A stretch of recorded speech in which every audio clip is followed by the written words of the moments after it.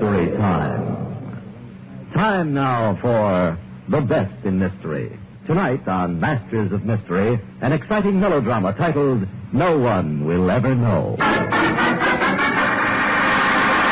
Sure, we supply bodyguards by the day, a week, or month. It's got to be 24 hours a day. Your best man. And I want him to shoot to kill.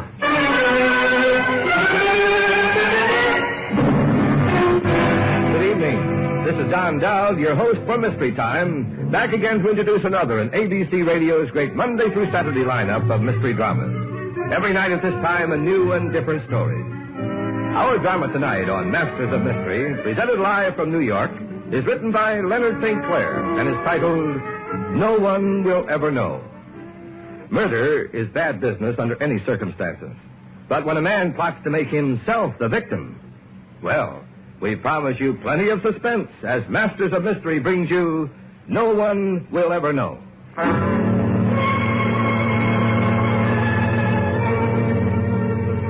Nobody believes me. They all think it's my imagination. The sick dream of a sick mind. But I know he's out there in the night. I know he's waiting for me. Waiting for the right moment to kill me.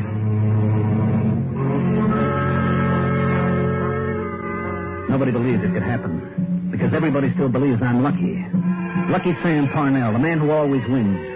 Lucky Sam who bought that stock that jumped 10 points in 2 days. Lucky Sam who was on the long shot at yesterday's race. Lucky Sam who owns a piece of that oil well out in Texas. That's the way it was with me. Until last week. It was Monday evening. I'd just gotten home. The maid took my raincoat and I headed for the bar to fix myself a drink. Hello, Sam, darling. How are you? Fine, honey. How about a martini? Love one. Good. There we are. And? Sam, you haven't noticed. Notice what? My new dress. Oh, well, it's fine. It's, pretty fancy, isn't it? Well, it's a cocktail dress, darling. I thought I ought to have something new for the boat. And I promise I won't cost you any more until we get to Paris. Who's complaining? All right, honey. To the trip. To Paris. Good. That's delicious. Oh, by the way, did you find the telegram? Telegram? Why, I left it on the bar for you. Oh? Yes, here it is. Practically under your nose. Oh? I wonder who. I called your office in case you wanted me to read the message to you, but you'd already left. What? Oh, what's the matter? Nothing, dear, nothing. I'm sorry. It was a clumsy thing to do. Oh, darling, there is something wrong. You look sick. No, I'm all right. There's nothing the matter. Look, Catherine, can you get a rag and mop up this mess? Why, the maid will do it, dear. Sam, what was in that telegram? Who is it from? Tell me, who was it from? Please, honey, you're getting yourself all upset about nothing.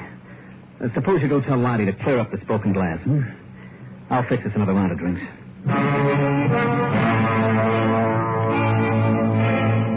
As soon as Catherine disappeared toward the kitchen, I reread the telegram. Sorry, old man, our well is a dry hole. Send 10,000 more to clean up final deaths. Signed, Harry. 10,000 more. 10,000 I didn't have. Every penny I had poured into that Texas well was borrowed money. Harry ought to know that. This was to be our big plunge. Harry and I were going to crack our first $1 million. Now, Lucky Sam Parnell was broke. Bankrupt. After dinner, I locked myself in the study. I had to think. To work something out with pencil and paper. But it didn't work out. The stocks and bonds would have to go to pay off the loans. The mortgage would take the house. The only asset left would be my life insurance. That $50,000 policy with a double indemnity clause. Yes? Sam, can you come to the phone? It's Jimmy. He's calling from school. Well, tell him I'm tied up, Kathy, and give him my love. Oh, but darling, he wants to say goodbye to you before we sail. Well, then you can tell him we're not going to Europe. What? I'm turning in our tickets in the morning. Tell Jimmy the old man's got to stay and close a business deal. The biggest deal of my life. Don't argue with me, Catherine, and don't wait up for me. I'll be working most of the night. I'll see you in the morning.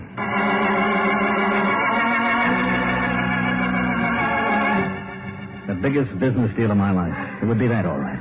And my last deal. I sat up most of the night trying to work it out. The idea was okay, but I was going to need help. Expert help. The next morning, I dropped by to see Max. His office is in the back of a particular drugstore on 43rd Street. Hello, Mr. Parnell. It was a pretty good long shot running in the 8th this afternoon. As if you didn't know. That isn't why I came by, Max. Oh? Max, there's a man who's in trouble. He's looking for somebody who'll do anything for a price. Sounds like he's in big trouble. He is. In a few days, he'll be broke. That's big enough. It occurred to me, Max, that you might have some friends, some connections. No friends. Connections, maybe. Somebody you can trust. Somebody who won't talk. What's the job? To kill a man. What? Now, look, Mr. Parnell. Max, you're doing business with the mobs all the time. You must know somebody. Now, if it's done right, there won't be any risk. And there's $5,000 in it. Suppose we, level with each other, Mr. Parnell. Now, this, friend of yours. You, isn't it? Yes. Okay. Now, who do you want taken care of? Me. You sound like you mean it. I do. Max, I'll be completely wiped out within a month. I don't want my wife and my boy to know I'm a failure. I don't want them out in the streets. I want them to hold on to what they've got now. I'm too old to start all over again. My luck's run out, Max. Alive, I'm worth nothing, not even to myself. Dead, at least my family will get by. Life insurance. Huh? Yes. Double indemnity. But the company won't pay off for suicide. So, it has to look like an accident. Oh, Mr. Parnell. Max, there's no other way. I'm afraid to fake it myself. I'll pay $5,000. All right.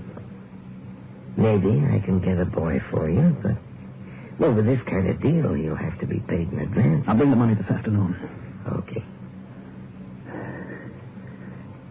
Max? Yeah. How do you think you'll do it? Better if you don't know, isn't it? You might get too anxious. Yeah, maybe too helpful. Well, he'll make it so no one will ever know. Not even you.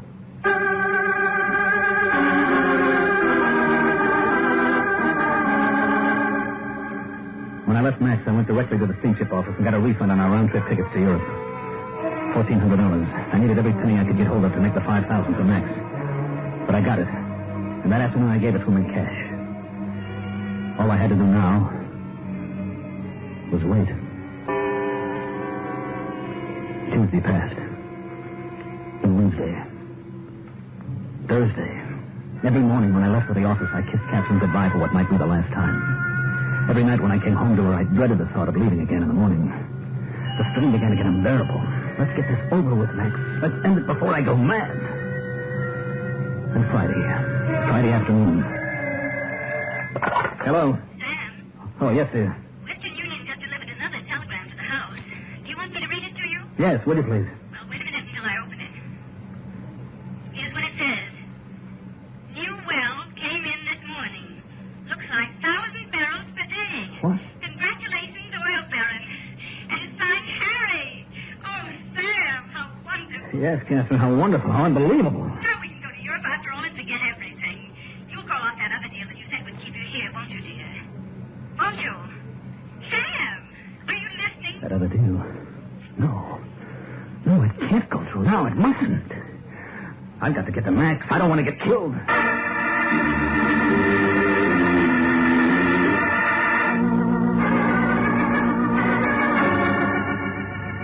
I tell you, he's gone, Mr. Parnell. Gone, but where? You've worked for him for years. You must know where he's gone. I don't know.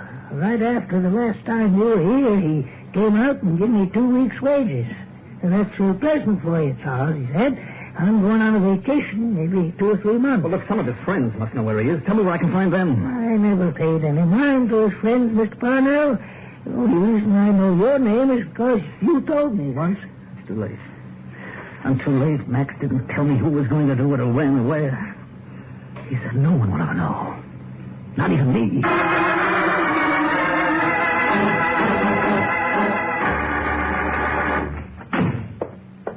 Darling, you're home early. it. Catherine, how soon can you pack your bags? Why, I'm phoning the airline right now to see if we can get tonight's plane for London. Oh, but that's impossible. Well, I'll need at least a week to close up the house there. The servants... All right, then I'm leaving tonight by myself. You can join me later. What? But I don't want to.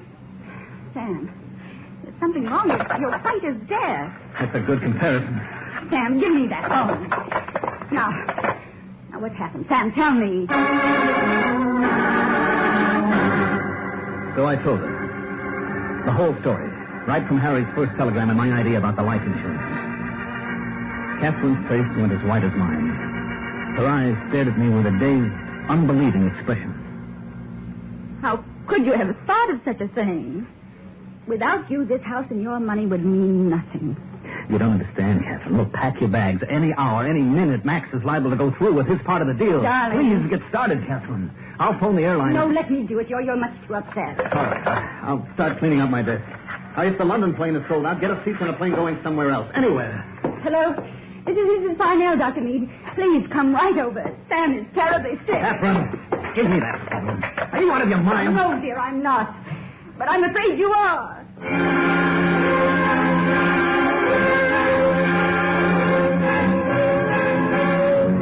She didn't believe me. She thought I was cracking up. I grabbed the phone and called the airline myself. The best I could do was tomorrow's plane, 14 hours away. 14 hours I had to gamble on staying alive. Sam, Dr. Meade was called away on an emergency, but he sent Dr. Ives to see you. I don't want to see him. But, Sam, you must see him. There's nothing the matter with me, I tell you. You've got to believe me, Doctor. That's why Max left town, don't you see? So he won't be connected with my death. But the guy he hired is waiting for me. It'll be any time, anywhere. I won't take a sedative. Keep away from me. Catherine, don't let him use that needle. Catherine! Catherine!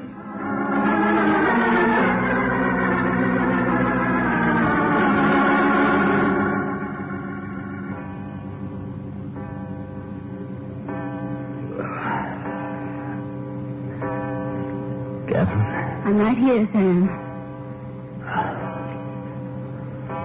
What time is it? It's 10 o'clock. Wouldn't you like some breakfast? Breakfast? 10 in the morning?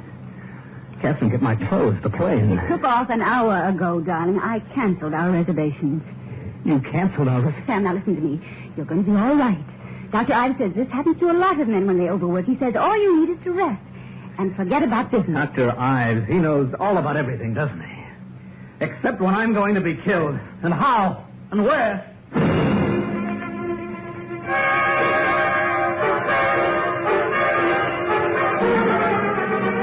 As soon as my wife left the room, I jumped out of bed and dressed. I slipped down the back stairs, and before Catherine and the servants spotted me, I had my car out of the garage.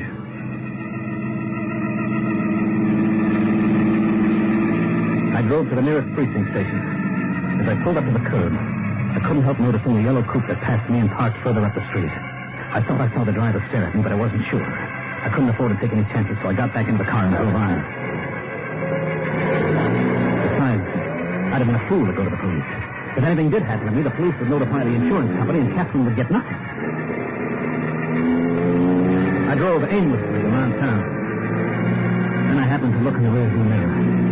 And there he was, the man in the yellow coupe. Well, this was it. I tried to lose him in traffic. Across town and back. Still he hung on. I swung into a parking lot and jumped out. I ran into the nearest building. I had to lose him. I had to. Just as I stepped into the elevator, my eyes suddenly focused on the office directory. Ryan Detective Agency. Investigations, Property and Personal Protection. Room 1402.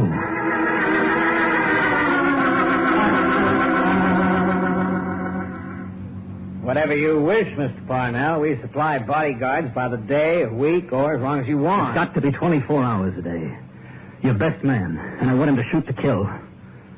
Well, that all depends. If the circumstances warrant... Mr. Ryan, somewhere outside this office, in the hallway, or in the elevator, or on the street, a man I don't even know is waiting to kill me. I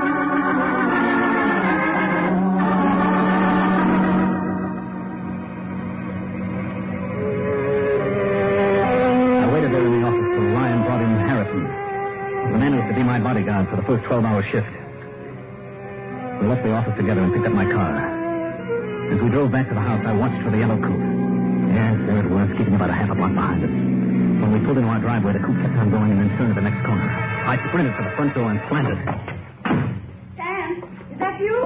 Oh, darling, you gave me such a fright when you sneaked off this morning. Oh, what are you doing? What are you looking out of the window for? I'm waiting for him to turn around. He'll drive past again. Oh. Sam, you can't keep on like this. You're ill, don't you realize? Sure. This is all my imagination. Catherine, tell the cook to fix dinner for one extra. Harrison will be eating with us. He's my bodyguard. Bodyguard? He's putting the car in the garage. He'll be along in a minute. Well, I want you to get rid of him. There's absolutely no danger. Tell him to go. Is that what you want? Why? Maybe you want me to be killed. Who's that? Perhaps my insurance looks pretty good to you after all. And all the money that'll be coming in from that oil well. Stop it. I can't take any more. I can't. I'm sorry, Catherine. I guess I am sick. With fear.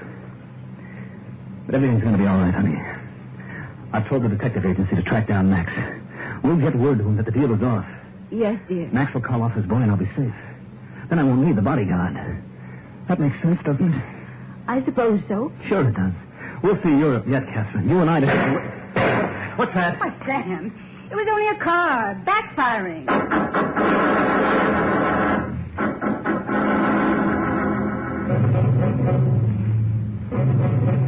This is too much. Too much for any human being to stand for long. For how long? How long will it take to find Max? A day? 2, 3, a week? What will happen in the meantime? We played cards all evening. Catherine, Harrison, and I. But my mind was on another game. A game for my life.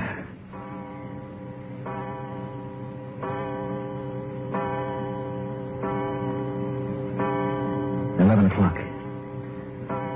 Catherine kissed me goodnight and we came up to our rooms. She's probably asleep by now. And Harrison, the bodyguard, is stationed outside my door in the big easy chair, reading from the stack of magazines. Or is he asleep, too? He mustn't be, because my life depends on him. But I've got to sleep. I must rest and sleep. I can't go on this way with no sleep. Midnight. Still sleep won't come. This maddening waiting for what? When? Perhaps if I read a while. Yes, I'll close the window, sit up and read a while. Wait a minute, that sound. It's a radio. His radio in the yellow coupe. There in front of the house, it's him out there waiting for me, waiting to kill me. He's not waiting, he's getting out of his car. Harrison, wake up. He's come for me. He's coming to the front door. Harrison! You won't get me. Not that easy, because all you'll find is Harrison sound asleep outside my door, because I'm going out this window now. Now, if I can make it to the garage without being seen.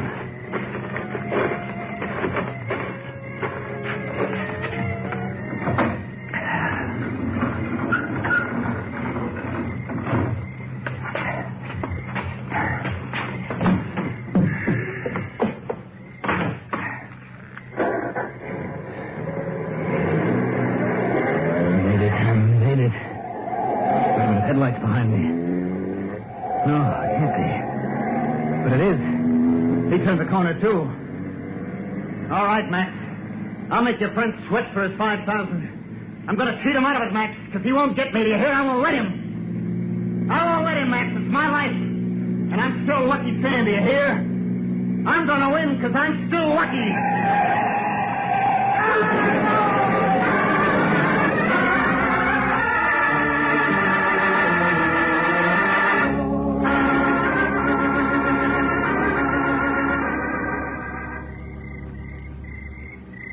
I heard the crash.